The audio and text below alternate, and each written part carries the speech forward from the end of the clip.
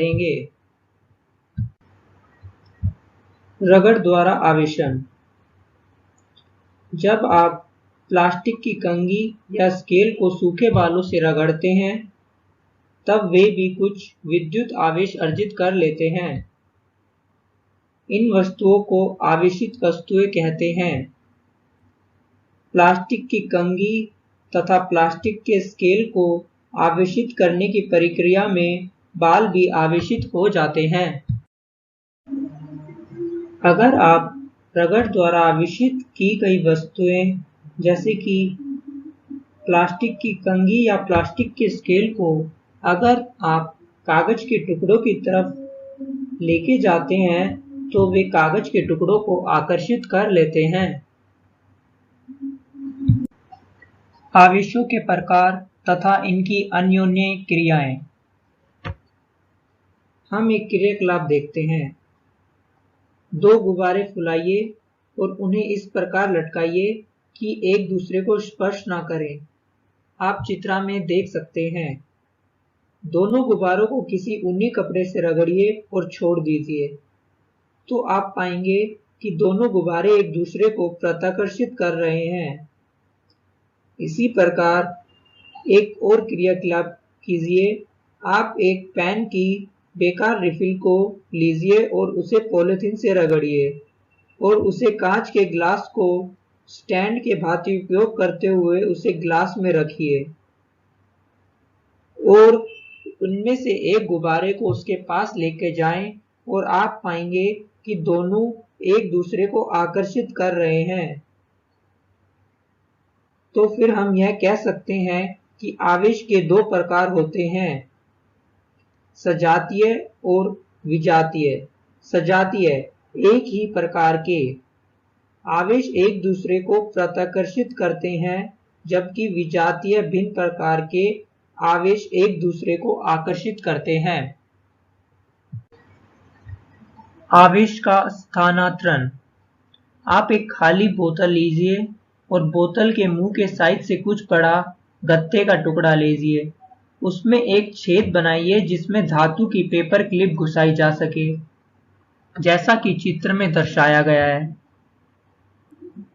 आप एल्यूमीनियम की पन्नी की लगभग 4 से 5 सेंटीमीटर साइज की दो पट्टियां काटिए।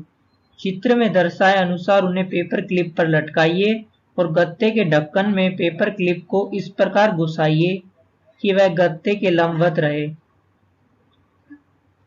रिफिल को आवेशित कीजिए तथा उसे पेपर क्लिप के सिरे से स्पर्श कराइए और प्रेक्षण कीजिए, तो आप पाएंगे कि एल्यूमीनियम की पन्नी की पट्टियां पेपर क्लिप से होते हुए आवेशित रिफिल से आवेश प्राप्त करती हैं और समान आवेश वाली पट्टियां एक दूसरे को प्रत्याकर्षित करती हैं और वे दूर हो जाती हैं। इस प्रकार की युक्ति का उपयोग यह परीक्षण करने के लिए किया जा सकता है कि कोई वस्तु आवेशित है अथवा नहीं। इस युक्ति को विद्युतदर्शी कहते हैं। तड़ित से सुरक्षा। तड़ित के समय कोई भी खाली स्थान सुरक्षित नहीं होता दोस्तों। गर्द सुनना किसी सुरक्षित स्थान पर तुरंत पहुंचने की चेतावनी है। अंतिम गर्जन सुनने के बाद सुरक्षित स्थान से बाहर आने से पहले कुछ देर प्रतीक्षा कीजिए। सुरक्षित स्थान का पता लगाइए। कोई मकान अथवा भवन सुरक्षित स्थान है। यदि आप किसी कार अथवा बस द्वारा यात्रा कर रहे हैं तो वाहन की खिड़कियां या दरवाजे बंद होने पर ही आप भीतर सुरक्षित हैं। तड़ित के समय आपको क्या करना चाहिए और क्या नहीं करना चाहिए, अब हम उसके बारे में चर्चा करते हैं। अगर आप बाहर हैं, जैसे कि आप मोटरसाइकिल, ट्रैक्टर, खुली कारों में यात्रा कर रहे हैं, तो आप सुरक्षित नहीं हैं। खुले मैदान, ऊंचे वृक्ष, पार्कों में शरण स्थल, ऊंचे स्थान तड़ित से हमारी सुरक्षा नहीं करते। और अगर आप घर के भीतर हैं, तो तड़ित टेलीफोनों के तारों, विद्युत तारों तथा धातु के तारों पर कभी भी इन्हें नहीं छूना चाहिए। अगर आप इन तारों को छूते हैं तो आपको विद्युत का झटका लग सकता है, इसलिए हमें इन्हें नहीं छूना चाहिए। भूकंप। भूकंप क्या होता है? क्या? भूकंप जो बहुत समय तक रहता है, पृथ्वी का कंपन अथवा कोई झटका होता है। यह पृथ्वी की भूप्रकृति के भीतर गहराई में गड़बड़ के कारण उत्पन्न होता है। भूकंप हर समय सब जगह आते रहते हैं, पर इन्हें नोटिस नहीं किया जा सकता। विशाल भूकंप बहुत कम होते हैं। ये भवनों, पुलों, बांधों तथा लोगों को असीम क्षति पहुंचा सकते हैं। आपने 26 दिसंबर 2004 को हिंद महासागर में आए एक विशाल भूकंप के बारे में तो सुना ही होगा। महासागर के चारों ओर के तटवर्ती क्षेत्रों में अपार हानि हुई थी।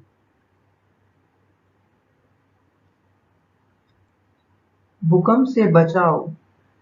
यदि आप घर में हैं तो किसी मेज के नीचे झटकों के रुकने तक वहीं रहें। ऐसी ऊंची तथा भारी वस्तुओं से दूर रहें जो आप पर गिर सकती है। यदि आप बिस्तर पर हैं तो उठे नहीं, अपने सिर का तकियों से बचाव करें। यदि अगर आप घर के बाहर हैं तो भवनों, वृक्षों तथा ऊपर जाती विद्युत लाइनों से दूर रहें। किसी खुले स्थान को खोजें एवं धरती पर लेट जाएं। यदि आप किसी कार अथवा बस में हैं तो बाहर न निकलें। ड्राइवर से कहें कि वह धीरे-धीरे किसी खुले स्थान पर पहुंचे। भूस्खलन के समाप्त होने से पहले बाहर न निकलें। तड़ित का प्रमुख कारण निम्न में से क्या है? ए. दाब, बी. ऊष्मा, सी. आवेशन या डी. दहन। इसका सही जवाब सी. आवेशन। सजातीय आवेश एक दूसरे को क्या करते हैं? ए. आकर्षित, बी. प्रतिकर्षित, सी. उपरोक्त दोनों या डी. उपरोक्त में से कोई नहीं। और इस प्रश्न का सही जवाब बी. प्रतिकर्षित। तड़ित से सुरक्षा के लिए सबसे सुरक्षित स्थान निम्न में से क्या है? ए. छत के नीचे, बी. ऊंचा स्थान, सी. पेड़ के नीचे या डी. खुला पार्क। सही जवाब ए. छत के नीचे। भूकंप आने का मुख्य कारण निम्न में से क्या है? ए. बादल गरजना, बी. पृथ्वी के अंदर चट्टानों का टकराना, सी. पृथ्वी का अत्यधिक गर्म होना या डी. पृथ्वी का अत्यधिक ठंडा होना। आप अपनी कॉपी में सही जवाब जल्द से जल्द नोट कर लें।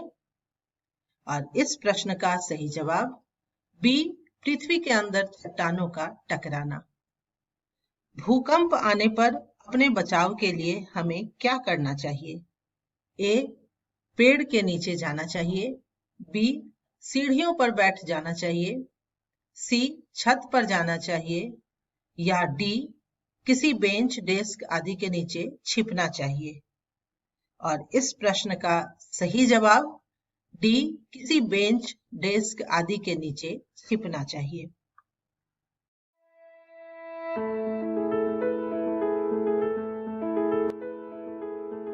कोरोना, डरे नहीं, एहतियात बरतें।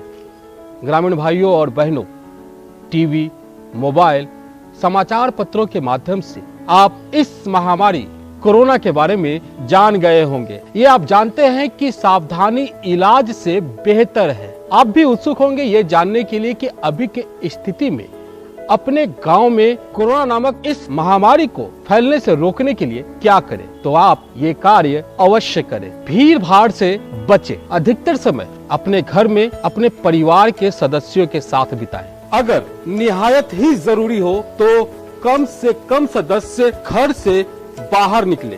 बाहर से लौटे तो हाथ साबुन से अच्छी तरह धोएं। बहुत लोगों के साथ बैठने की आदत है, तो उसे कुछ दिनों के लिए स्थगित कर दें। शादी, ब्याह, कोई भी बड़ा आयोजन अगर पहले से तय नहीं है तो उसे स्थगित कर दें। अगर तय है तो बहुत बड़ा आयोजन ना करें। समारोह में उपस्थित लोग एक दूसरे के बीच कम से कम 1 मीटर की दूरी बनाकर रखें ताकि संक्रमण ना फैल पाए।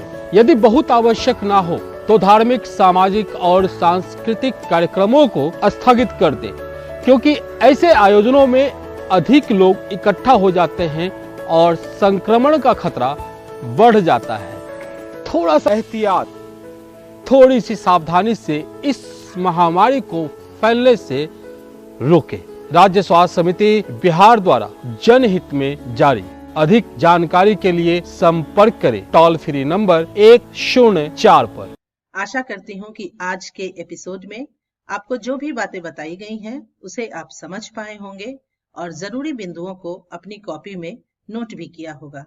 बच्चों, आपको एपिसोड के शुरुआत में यह भी कहा गया था कि अपने सवालों को भी नोट कर लीजिए। आप इन सवालों को हमें स्क्रीन पर दिए गए ईमेल आईडी या व्हाट्सएप नंबर पर भेज भी सकते हैं। आपके सवालों का जवाब विषय विशेषज्ञ द्वारा दिया जाएगा। हमारा ईमेल आईडी नंबर है ramaavatar.singh1802@gmail.com और हमारा व्हाट्सएप नंबर है 9431043527। आज के प्रसारण को पुनः देखने के लिए आप YouTube पर सर्च कर सकते हैं मेरा दूरदर्शन मेरा विद्यालय, और इकोवेशन के चैनल पर डाली गई वीडियो को भी आप देख सकते हैं।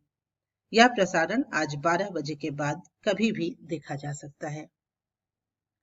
बच्चों, एक और जानकारी आपके लिए है जिसे सुनकर आप अपने इस प्रोग्राम में और अधिक रुचि लेंगे।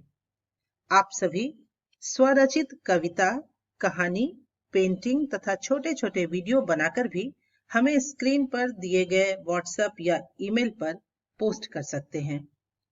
चयनित पोस्ट को हम समय समय पर आने वाले एपिसोड में प्रदर्शित भी करते रहेंगे। आप सभी के लिए अपनी कला को उभारने का भी यह एक सुनहरा अवसर है। बच्चे, मिलते हैं अगले एपिसोड में, जिसमें हम कुछ और रोचक एवं ज्ञानवर्धक पाठ पढ़ेंगे जो कि क्लास 6, 7 और 8 के होंगे, और आज की ही तरह हम कुछ प्रेरक कहानियां भी देखेंगे। मेरा दूरदर्शन मेरा विद्यालय के आज के एपिसोड में इतना ही। घर पर रहें, सुरक्षित रहें, पढ़ते रहें और आगे बढ़ते रहें। बाय बाय बच्चों।